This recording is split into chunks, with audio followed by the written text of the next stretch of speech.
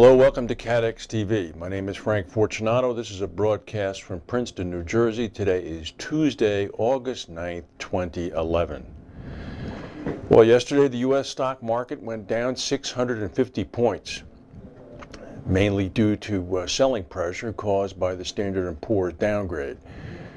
U.S. debt has now been reduced from AAA to AA. Standard & Poor's also went ahead and downgraded Fannie Mae and Freddie Mac while they were at it. Meanwhile, the White House and any thinking people in Congress who are not on their congressional vacation reacted with outrage about the Standard & Poor's decision, because the S&P decision, frankly, was not based on mathematics, but was in fact based on their crystal ball gazing as to the political prognosis in the future. It seemed to be an odd way to construct a debt rating, but nevertheless, that's what they did. Meanwhile, throughout the night, the Hang Seng Index in Hong Kong went down about 5%. The Nikkei Index in Japan went down about 4% at opening. American futures right now are trending upward right now.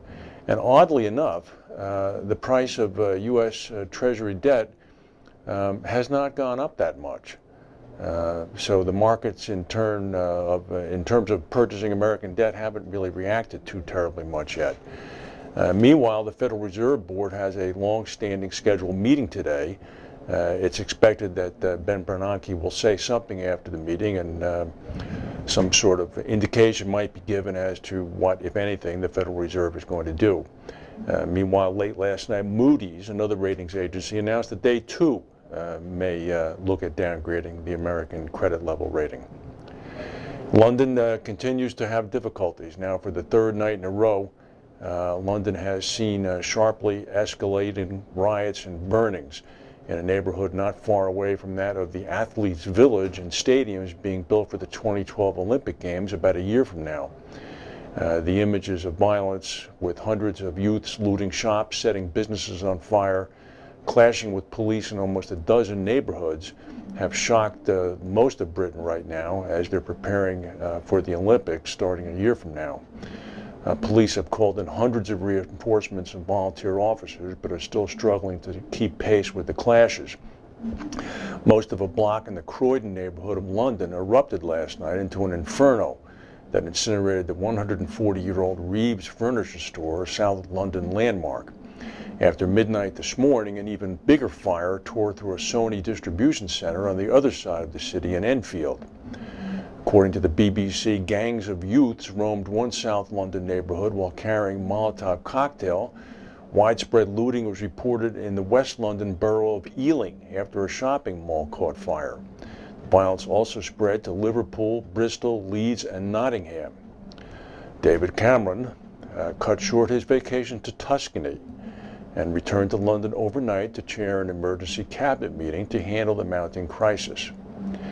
The crisis, by the way, seems to be spreading in part via BlackBerry text messages as well as postings on Twitter and other social networking sites. It seems to be taking root mostly in poorer neighborhoods away from the central heart of London.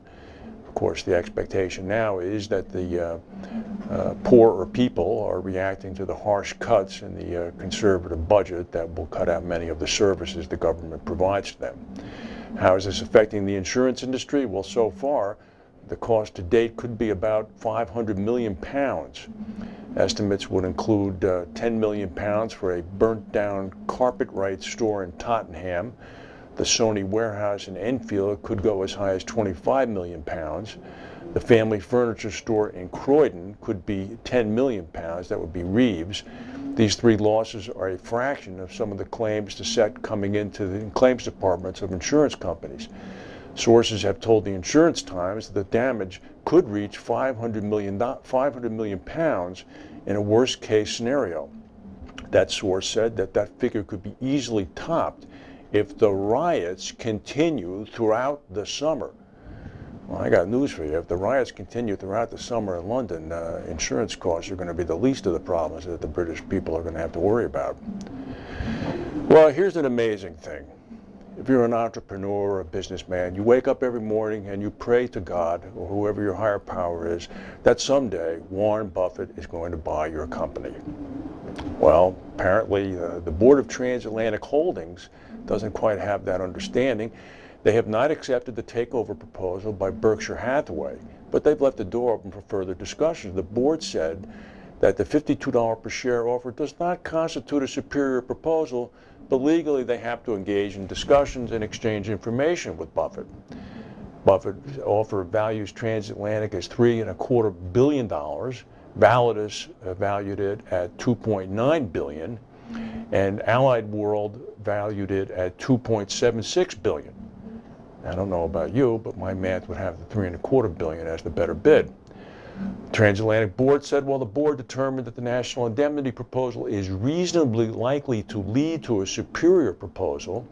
There can be no assurance that the national indemnity proposal will result in a superior proposal, or that any transaction with national indemnity will result from the national indemnity proposal or transatlantic discussions with national indemnity. There's been no shareholder reaction yet from the transatlantic shareholders, although I suspect that there will be one. Flagstone Re has moved Gary Prestia, he's the head of underwriting, from his post as Chief Underwriting Officer North America to Chief Executive of Flagstone Representatives and Chairman of Mosaic New York. This is effective on September 1st. He's going to be based in New York. He's currently in Bermuda. He will remain a member of Flagstone Re's Executive Committee. Guy Swain, currently the Chief Underwriting Officer International, will have responsibility for underwriting in Bermuda and oversight of all underwriting centers. David Flitman will assume the new role of Executive Director, Global Property Underwriting. Flitman will oversee North American and international property underwriting. David Brown, Flagstone's CEO, said that the relocation of Prestia to New York would, quote, allow him to oversee the growing opportunities for our Mosaic New York operation, which currently focuses on onshore energy and inland marine business.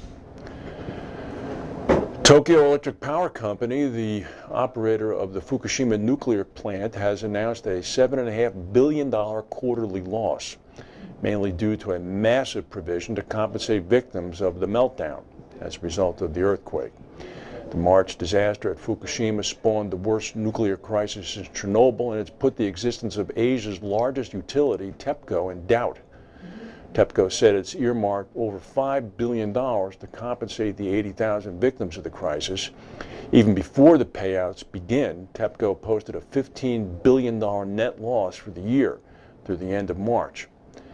The new TEPCO president, took over after his predecessor quit after the nuclear disaster, said he still didn't know how much the total compensation will be in the end because the nuclear reactors continue to spew radioactive material.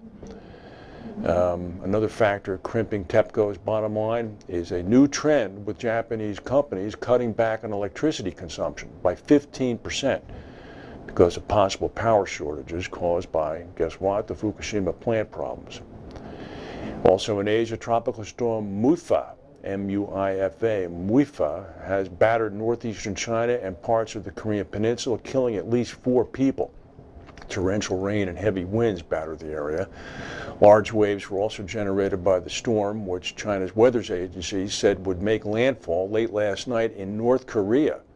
Of course, no one will know anything about that because the North Koreans don't say anything. They did say this. North Korea's official Korean Central News Agency said heavy rain was expected through the night in the northwestern provinces.